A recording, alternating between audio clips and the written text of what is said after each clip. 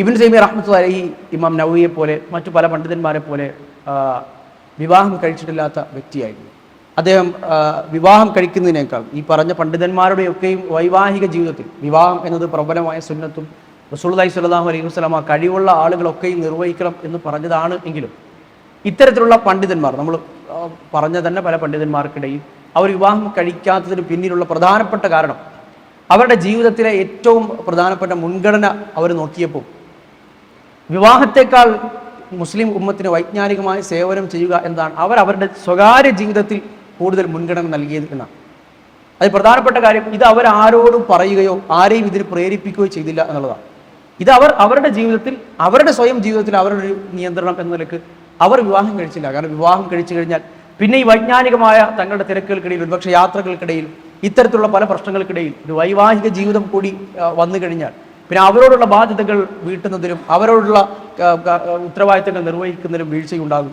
അല്ലെങ്കിൽ അത് കാരണം ഇസ്ലാമിക ലോകത്ത് ഈ വിജ്ഞാനങ്ങളുടെ രംഗത്ത്, എൽമി രംഗത്ത് ഉള്ള സേവനങ്ങൾക്ക് കുറവുണ്ടാകും, സമയത്തിന് ഒരുപാട് നഷ്ടമുണ്ടാകും എന്നതൊക്കെ അവരുടെ ഒരു വ്യക്തിപരമായ അഭിപ്രായത്തിന്റെ അടിസ്ഥാനത്തിലാണ് അവർ ചെയ്യുന്നത്. അതൊരാളും അനുകരിക്കണം എന്നവർ പറഞ്ഞുമില്ല.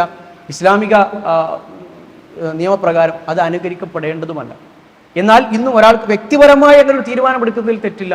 ഒരാൾ ഇസ്ലാമിൽ ഹലാലായ ഒരു കാര്യം അത് ഉപേക്ഷിക്കുന്നില്ല. അയാളുടെ സ്വന്തം ജീവിതത്തിലെ ചിട്ടയ്ക്ക് വേണ്ടിയോ അല്ലെങ്കിൽ സ്വന്തം സാഹചര്യങ്ങളും അവസ്ഥയും പരിഗണിച്ച് സ്വയം ഉപേക്ഷിക്കുന്നു, മറ്റാരെയും അതിനെ പ്രേരിപ്പിക്കാതെ സ്വയം ഉപേക്ഷിക്കുന്നത് കൊണ്ട് ഇസ്ലാമിൽ പ്രത്യേകിച്ച് കുറ്റമൊന്നുമില്ല.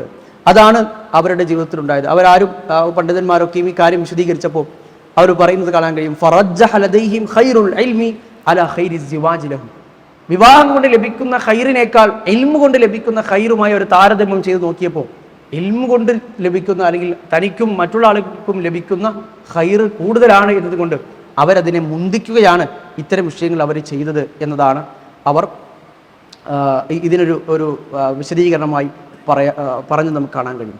ഇബ്നു തൈമിയ്യ റഹ്മത്തുള്ളാഹി അലൈഹി അതുകൊണ്ട് തന്നെ അവിവാഹിതനായാണ് ജീവിക്കുന്നത്. അദ്ദേഹം പിന്നെ അദ്ദേഹത്തിൻ്റെ ചില ജീവിതത്തിലുണ്ടായ അദ്ദേഹത്തിൻ്റെ ഗ്രന്ഥങ്ങൾ അതിനെക്കുറിച്ച് ഒന്ന് സൂചിപ്പിക്കുകയാണ് എങ്കിൽ, അഖീദയുടെ വിഷയത്തിൽ ഏറ്റവും അധികം ഗ്രന്ഥങ്ങൾ നമുക്ക് വേണമെങ്കിൽ അഖീദയുടെ വിഷയത്തിൽ അല്ലെങ്കിൽ പിഴച്ച ചിന്താഗതികൾക്കെതിരെയുള്ള മറുപടികൾ എന്ന വിഷയത്തിലാണ് അദ്ദേഹത്തിന് കൂടുതൽ ഗ്രന്ഥങ്ങളും നമുക്ക് കാണാൻ കഴിയും. അഖീദ, അദ്ദേഹത്തിന് അഖീദ മാത്രം പറയുന്ന സലഫി അഖീദ, യഥാർത്ഥ അഹ്ലുസുന്നയുടെ അഖീദ വിശദീകരിക്കുന്ന നിരവധി ഗ്രന്ഥങ്ങൾ. നമ്മൾ നേരത്തെ പറഞ്ഞ അഖീദത്തുൽ വാസിത്തിയ്യ ഒരു ഗ്രന്ഥമാണ്.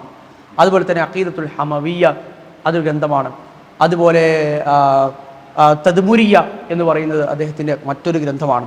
ഇതിന് പുറമെ പല പിഴച്ച, ഉദാഹരണത്തിന് ജഹ്മി ചിന്താഗതി, മുഅ്തസിലികൾക്കും ഒക്കെ മുഅ്തസിലി ചിന്താഗതി ഒക്കെയായി രൂപപ്പെട്ടു വന്ന സിഫത്തുകളെ നിഷേധിക്കുന്ന ജഹ്മിയൻ ചിന്താഗതി, ജഹ്മിയകൾക്കെതിരെയുള്ള അദ്ദേഹം ബയാനു തൽബീസിൽ ജഹ്മിയ അല്ലെങ്കിൽ തൽബീസുൽ ജഹ്മിയ എന്ന പേരിൽ അദ്ദേഹം അവരുടെ ജഹ്മികർ ഉണ്ടാക്കുന്ന ആശയക്കുഴപ്പങ്ങൾ എന്ന പേരിൽ അദ്ദേഹം ഒരു ഗ്രന്ഥം എഴുതിയിട്ടുണ്ട്. അതിൽ തന്നെയും ഇൽമുൽ കലാമുമായി ബന്ധപ്പെട്ട ചർച്ചകൾ. ഒരു കാലത്ത് നമ്മൾ നേരത്തെ പറഞ്ഞതുപോലെ ഫിലോസഫിയും ഇൽമുൽ കലാമും വചനശാസ്ത്രവും ഒക്കെ ഇസ്ലാമിക ലോകത്ത് ആഞ്ഞടിച്ചപ്പോൾ അവയെ വളരെ കൃത്യമായി മറുപടികൾ കൊണ്ട് അടച്ചിരുത്തിയൊരു മനുഷ്യനാണ് ഇബ്നു തൈമിയ്യ. ഇന്ന് പോലും ആധുനിക ലോകത്ത് പോലും ഇസ്ലാമിനെ സ്ഥാപിക്കാൻ തത്വശാസ്ത്രപരമായ വാദങ്ങൾ കൊണ്ടുവരുന്ന ആളുകൾക്കുള്ള മറുപടികൾ ഇബ്നു തൈമിയ്യ റഹ്മത്തുള്ളാഹിയുടെ കിതാബുകളിൽ നിന്ന് പണ്ഡിതന്മാർ അത് കോട്ട് ചെയ്തുകൊണ്ട് മറുപടി എഴുതുന്നത് നമുക്ക് കാണാൻ കഴിയും. ഇന്ന് പോലും ഇംഗ്ലീഷിലും അതുപോലെ തന്നെ അറബിയിലും ഒക്കെ വരുന്ന ഇസ്ലാമിനെ സ്ഥാപിക്കാൻ അല്ലെങ്കിൽ ദൈവത്തെ സ്ഥാപിക്കാൻ, ദൈവമുണ്ട് എന്ന് സ്ഥാപിക്കാൻ ഉപയോഗിക്കുന്ന പല ബുദ്ധിപരമായ ആർഗ്യുമെന്റുകളും അതെന്തോ വലിയ തത്വശാസ്ത്രത്തിന് വലിയ സംഗതി ആയതുകൊണ്ട് അത് നമുക്ക് മാത്രം മനസ്സിലാക്കാൻ കഴിയുന്ന കുറേ കാര്യങ്ങളാണ്. ദീനിൽ സാധാരണ മുസ്ലിങ്ങൾക്കും സാധാരണ പണ്ഡിതന്മാർക്കും അത് മനസ്സിലാക്കാൻ കഴിയില്ല എന്നാണ് അതിൽ പ്രവേശിക്കുന്ന ആളുകൾക്ക് തോന്നുക. പക്ഷെ അതിൻ്റെ ഒരു പ്രധാനപ്പെട്ട പ്രശ്നം, അതുകൊണ്ട് നമ്മൾ ഒരു സ്ഥലത്ത് ഇസ്ലാം ഇങ്ങനെ കെട്ടിപ്പടുത്ത് കൊണ്ടുവരികയാണെങ്കിൽ മറുവശത്ത് ഇസ്ലാം അതേപോലെ തന്നെ തകർന്ന് ഇല്ലാതായി പോവുകയും അള്ളാഹുവിനെ കുറിച്ചുള്ള അടിസ്ഥാന വിശ്വാസം തന്നെ നഷ്ടപ്പെടുന്ന തരത്തിലേക്ക് എത്തിച്ചേരുകയും ചെയ്യും എന്നുള്ളതാണ്.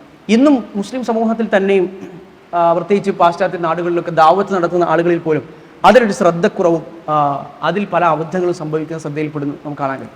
അതുകൊണ്ട് തന്നെ ആധുനിക സലഫി പണ്ഡിതന്മാരൊക്കെ അതിൻ്റെ ഗൗരവത്തെക്കുറിച്ച് അവരെ ബോധ്യപ്പെടുത്തുകയും ഒക്കെ ചെയ്യുന്നു. ഷെയ്ഖുൽ ഇസ്ലാം ഇബ്നു തൈമിയ്യ റഹ്മത്തുള്ളാഹിയുടെ സവിശേഷതയും അതാണ്. അദ്ദേഹം അന്നത്തെ ഈ ഫൽസഫ, തത്വശാസ്ത്രത്തെ ആഴത്തിൽ അദ്ദേഹം പഠിക്കുകയും അതിന് കൃത്യമായ മറുപടികൾ അദ്ദേഹം രേഖപ്പെടുത്തുകയും ചെയ്തു എന്നുള്ളതാണ്. അതിന്ന് വായിച്ച് നമ്മൾ നേരത്തെ പറഞ്ഞ വായിച്ച് മനസ്സിലാക്കാൻ പോലും ഒരു ആഴമേറിയ അത്രയധികം ആഴം ഉള്ള ഇതുമായി ബന്ധപ്പെട്ട് പരിചയമുള്ള ഈ തത്വശാസ്ത്രങ്ങളും അതുപോലെ തന്നെ ഇസ്ലാമിൻ്റെ അടിസ്ഥാനങ്ങളൊക്കെ കൃത്യമായി നല്ല ഉറച്ച ബോധ്യമുള്ള ഒരു പണ്ഡിതന് തന്നെ അത് ഇന്നും നല്ലതുപോലെ വായിച്ച് മനസ്സിലാക്കി അതൊന്ന് ശരിക്കൊന്ന് ഫഹ്മ് ചെയ്ത് മനസ്സിലാക്കി എടുക്കാൻ തന്നെ സാധിക്കുകയുള്ളൂ. ഇത് അദ്ദേഹത്തിൻ്റെ ഒരു കിതാബാണ്, ഈ തൽബീസുൽ ജഹ്മിയ. അത് 6 വാള്യങ്ങളിലുള്ള ഒരു ഗ്രന്ഥമാണ്. അതുപോലെ തന്നെ ബുദ്ധിയും പ്രമാണവും തമ്മിലുള്ള എതിരാവലുകൾ ഇന്നത്തെ കാലത്ത് ഒരുപാട്. അത് ഈ ഇന്നത്തെ ശാസ്ത്രം, മതം, ബുദ്ധി, പ്രമാണങ്ങൾ ഇതിനെതിരെയുള്ള ഇത് സംഘടനമുണ്ട് എന്ന് ആളുകൾക്കിടയിൽ തോന്നിപ്പിക്കുകയും ഇതിന് തെളിവായി പല കാര്യങ്ങളും കൊണ്ടുവന്ന് ഇസ്ലാം അതിൽ പ്രമാണങ്ങൾ എന്ന് പറയുന്നത് സ്വീകരിക്കാൻ പറ്റാത്തതാണ്, അതൊരു വിശ്വാസ യോഗ്യതയില്ലാത്ത ഒന്നാണ് എന്നൊക്കെ സ്ഥാപിക്കാൻ ശ്രമിക്കുന്നത് നമുക്ക് കാണാൻ കഴിയും. അത് അദ്ദേഹം ഈ വിഷയത്തിൽ എഴുതിയ വളരെ ആഴമേറിയ കടപ്പെട്ട ഗ്രന്ഥമാണ്. 4 വാള്യങ്ങളുടെ ദർഉ തആറുദിൽ അഖ്ലി വൻ നഖൽ എന്ന് പറയുന്ന ഗ്രന്ഥം. അൽ അഖിൽ എന്ന് പറഞ്ഞാൽ ബുദ്ധി, നഖൽ എന്ന് പറഞ്ഞാൽ പ്രമാണം. അതുപോലെ തന്നെ മിൻഹാജുസ് സുന്നത്തിൻ നബവിയ്യ എന്ന പേരിൽ റസൂലുള്ളാഹി സ്വല്ലല്ലാഹു അലൈഹി വസല്ലമയുടെ വിഷയത്തിൽ അതുപോലെ തന്നെ മൊത്തം വിഷയത്തിൽ ഷീഇകൾക്കും ഖദ്രികൾക്കുമുള്ള മറുപടികൾ അദ്ദേഹം എഴുതിയിട്ടുണ്ട്. 4 വാള്യങ്ങളാണ് അതുമുള്ളത്. അൽ ജവാബു സ്വഹീഹ് ലിമൻ ബദ്ദല ദീനൽ മസീഹ് ഈസാ അലൈഹിസ്സലാമിന്റെ മതത്തെ മാറ്റിമറിച്ചവർക്കുള്ള ശരിയായ മറുപടി എന്ന പേരിൽ 2 വാള്യങ്ങളിലായി ക്രിസ്തു മതത്തിന്റെ അടിസ്ഥാനങ്ങൾ തന്നെ ചോദ്യം ചെയ്യുന്ന അവയ്ക്ക് മറുപടി പറയുന്ന ഗ്രന്ഥം അദ്ദേഹം എഴുതിയിട്ടുണ്ട്. റസൂലുള്ളാഹി സ്വല്ലല്ലാഹു അലൈഹി വസല്ലമയെ ആക്ഷേപിക്കുന്നതിന് മറുപടിയായി അസ്സാരിബുൽ മസ്ലൂൽ അലാ ഷാത്തിമിർ റസൂൽ എന്നൊരു ഗ്രന്ഥം അദ്ദേഹം എഴുതിയിട്ടുണ്ട്. അങ്ങനെ തുടങ്ങിക്കഴിഞ്ഞാൽ മറുപടികളുടെ വിഷയത്തിൽ, അഖീദയുടെ വിഷയത്തിൽ, ഇത്തരത്തിലുള്ള പല വിഷയങ്ങൾ, ഇസ്ലാമിക ലോകത്ത് എങ്ങനെയാണ് ഖിലാഫുകൾ ഉണ്ടാകും, പണ്ഡിതന്മാർക്കിടയിൽ എങ്ങനെയാണ് അഭിപ്രായ വ്യത്യാസങ്ങൾ ഉണ്ടാകുന്നത്. ഇപ്പോൾ ഫിഖ്ഹിൽ അഭിപ്രായ വ്യത്യാസം ഉണ്ടാകും. ഒരുപക്ഷെ അഖീദയിൽ തന്നെ ചില മസ്അലകളിൽ, പ്രധാനപ്പെട്ട മസ്അലകളല്ല, ചില മസ്അലകളിൽ അഹ്ലുസുന്ന പണ്ഡിതന്മാർക്കിടയിൽ അഭിപ്രായ വ്യത്യാസങ്ങളുള്ള മസ്അലകളുണ്ട്. ഇങ്ങനെ എങ്ങനെയാണ് ഈ പണ്ഡിതന്മാർക്കിടയിൽ അഭിപ്രായ വ്യത്യാസങ്ങൾ ഉണ്ടാകുന്നത്? ഈ അഭിപ്രായ വ്യത്യാസങ്ങളുടെ സാധ്യതയും സാധുതയും ഇസ്ലാമിൽ എത്രത്തോളമാണ്? ഈ അഭിപ്രായ വ്യത്യാസങ്ങളെ എങ്ങനെയാണ് ഒരു മനുഷ്യൻ മനസ്സിലാക്കേണ്ടത്? ഇത് ഇസ്ലാമിൻ്റെ ഒരു കുറവാണ്, അതല്ല ഈ അഭിപ്രായ വ്യത്യാസങ്ങൾ മൂലം ഇസ്ലാമിൽ എന്താണ് സംഭവിക്കുന്നത്? ഇതിൽ പണ്ഡിതന്മാരെ ആക്ഷേപിക്കുകയും അഭിപ്രായ വ്യത്യാസങ്ങൾ ഉണ്ട് എന്ന പേരിൽ അതിനെ ഒരു വിളവായി സ്വീകരിക്കുകയും ചെയ്യുന്ന ആളുകളുണ്ട്. അഭിപ്രായ വ്യത്യാസങ്ങൾ ഉണ്ട് എന്ന പേരിൽ ദീന് തന്നെ വേണ്ട എന്ന് തീരുമാനിക്കുകയാണെങ്കിൽ ഇതിനൊക്കെയുള്ള ഒരു നല്ലൊരു മറുപടിയുള്ള അദ്ദേഹത്തിന് ചെറിയൊരു ഗ്രന്ഥമുണ്ട്, റഫ്ഉൽ മലാം അൻ അഇമ്മത്തിൽ അഅലാം. പ്രമുഖരായ പണ്ഡിതന്മാരുടെ അവരിൽ നിന്നുള്ള അവർക്ക് നേരെ വരുന്ന ഈ ഖിലാഫിന്റെ വിഷയത്തിലുള്ള ആക്ഷേപങ്ങളെ ഉയർത്തിക്കളയുക, അതിനുള്ളൊരു മറുപടി എന്ന നിലക്ക് അദ്ദേഹത്തിന് ഗ്രന്ഥമുണ്ട് എന്ന് നമുക്ക് കാണാം. അങ്ങനെ ഒട്ടുമിക്ക വിഷയങ്ങളിൽ ഞാൻ നേരത്തെ സൂചിപ്പിച്ചതുപോലെ നമുക്ക് ഇന്ന് ഒരു അദ്ദേഹത്തിൻ്റെ ഗ്രന്ഥങ്ങൾ എണ്ണിത്തിട്ടപ്പെടുത്തുക എന്ന് നമുക്ക് സാധ്യമല്ല. ഇപ്പോൾ ജാമിയ ലൈബ്രറിയിൽ അദ്ദേഹത്തിന് നിരവധി ഗ്രന്ഥങ്ങൾ, മജ്മുഉൽ ഫതാവ എന്നത് അദ്ദേഹം എഴുതിയ ഗ്രന്ഥമല്ല, അദ്ദേഹം കൊടുത്ത ഫത്വകൾ പിന്നീട് ക്രോഡീകരിച്ചതാണ്. അത് പിന്നീട് വളരെ കാലത്തിന് ശേഷമാണ് നമ്മൾ ഇന്ന് കാണുന്ന രൂപത്തിൽ ക്രോഡീകരിക്കുന്നത്. സൗദി അറേബ്യയിലുള്ള ഒരു പണ്ഡിതനും അദ്ദേഹത്തിൻ്റെ മകനും കൂടിയാണ് മജ്മുഉൽ ഫതാവ എന്ന് പറയുന്ന ഗ്രന്ഥം ക്രോഡീകരിക്കാൻ ഒരുപാട് ശ്രമം നടത്തി. പഴയകാല കയ്യെഴുത്ത് പ്രതികൾ പരിശോധിച്ചു. അതിലെ ഓരോ വാള്യങ്ങളും വിഷയാടിസ്ഥാനത്തിൽ തിരിച്ചിട്ടുണ്ട്. ഒരു വാള്യം അതിലെ 1-2 വാള്യങ്ങൾക്ക് തൗഹീദ്, ഈമാൻ എന്നതിനെ കുറിച്ചാണ്. അതുപോലെ തന്നെ ഓരോ കാര്യങ്ങൾ, ഹജ്ജിനെ കുറിച്ച്, അങ്ങനെ സക്കാത്തിനെ കുറിച്ച് അതിൽ അദ്ദേഹം നൽകിയ ഫത്വകൾ, അതുപോലെ തന്നെ ഇത് പറഞ്ഞ പിഴച്ച ചിന്താഗതികൾ. ഈ മജ്മുഉൽ ഫതാവ എന്ന് പറയുന്നത് അത് ഒരാവർത്തി വായിച്ചു കഴിഞ്ഞാൽ, ഒരാവർത്തി വായിക്കുക എന്ന് പറഞ്ഞാൽ 40ഓളം വാള്യങ്ങൾ ഉണ്ടാകുന്നത്. അത് വായിക്കുക എന്ന് പറഞ്ഞാൽ തന്നെ ഒരു മനുഷ്യായുസിനെ സംബന്ധിച്ചിടത്തോളം ഒരു വലിയ ടാസ്ക്കാണ്. അത് വായിച്ചു കഴിഞ്ഞാൽ തന്നെ അദ്ദേഹത്തിൻ്റെ ആഴം നമുക്ക് ബോധ്യപ്പെടും. അതിൻ്റെ ആഴം ഒന്നുകൂടി ബോധ്യപ്പെടാനാണ് ഈ മജ്മുഉൽ ഫതാവ 40ഓളം വരുന്ന ഫത്വകൾ എന്ന് പറയുന്നത് അദ്ദേഹത്തിന് മുഴുവൻ ഫത്വകൾ ക്രോഡീകരിക്കാൻ കഴിഞ്ഞിട്ടില്ല. നിലവിൽ ലഭ്യമായ പല സ്ഥലങ്ങളിലുള്ള കയ്യെഴുത്ത് പ്രതികളൊക്കെ ക്രോഡീകരിച്ചത് മാത്രമാണിത്. ഇതിൻ്റെ ബഹുഭൂരിഭാഗവും അദ്ദേഹം എഴുതിയത് ജയിലുകളിൽ വെച്ചായി. അവിടെ അദ്ദേഹത്തിന് റെഫറൻസുകളില്ല. ഒരു പുസ്തകം നോക്കി അവിടെ നിന്ന് അവലംബിച്ച് ഇത് ഇന്ന പുസ്തകത്തിലുണ്ട്, സഹീഹ് മുസ്ലിമിലെ ഇത്രാമത്തെ ഹദീസാണത്, ഇത് ഹദീസിൻ്റെ അടിസ്ഥാനത്തിലാണ് ഈ മസ്അലയിൽ നിന്ന് നമുക്ക് തെളിവ് പറയാനുള്ളത് എന്ന് എഴുതാൻ അദ്ദേഹത്തിന് മുമ്പ് ഗ്രന്ഥങ്ങളില്ല. അതുകൊണ്ടാണ് നേരത്തെ പണ്ഡിതന്മാർ അദ്ദേഹത്തെ വിശേഷിപ്പിച്ചത് അൽ ഹാഫിദ്. ആയിരക്കണക്കിന് ലക്ഷക്കണക്കിന് ഹദീസുകൾ മനപ്പാടം കൊണ്ട് മനുഷ്യൻ കൂടിയായിരുന്നു. അത് പലപ്പോഴും ചരിത്രത്തിൽ പണ്ഡിതന്മാരുടെ ഏതെങ്കിലും ഒരു വശമാണ് അറിയപ്പെടുന്നത് എങ്കിൽ ഷെയ്ഖുൽ ഇസ്ലാം ഇബ്നു തൈമിയെ സംബന്ധിച്ചിടത്തോളം എല്ലാ വശങ്ങളിലും അദ്ദേഹത്തിന് ഒരു മികവ് പുലർത്താൻ കഴിഞ്ഞു എന്നതാണ് അദ്ദേഹത്തിൻ്റെ ഒരു വലിയൊരു സവിശേഷത.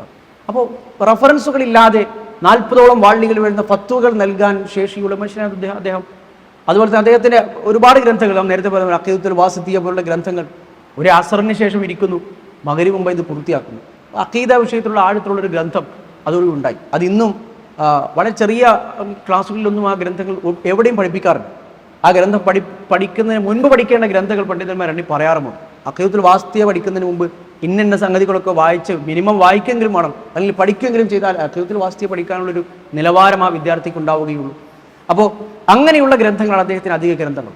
വെറുതെയുള്ള ഗ്രന്ഥങ്ങളായിരുന്നില്ല, ആഴമേറിയ ഗ്രന്ഥങ്ങളായിരുന്നു അദ്ദേഹത്തിന് അധിക ഗ്രന്ഥങ്ങളും എന്ന് നമുക്ക് കാണാം.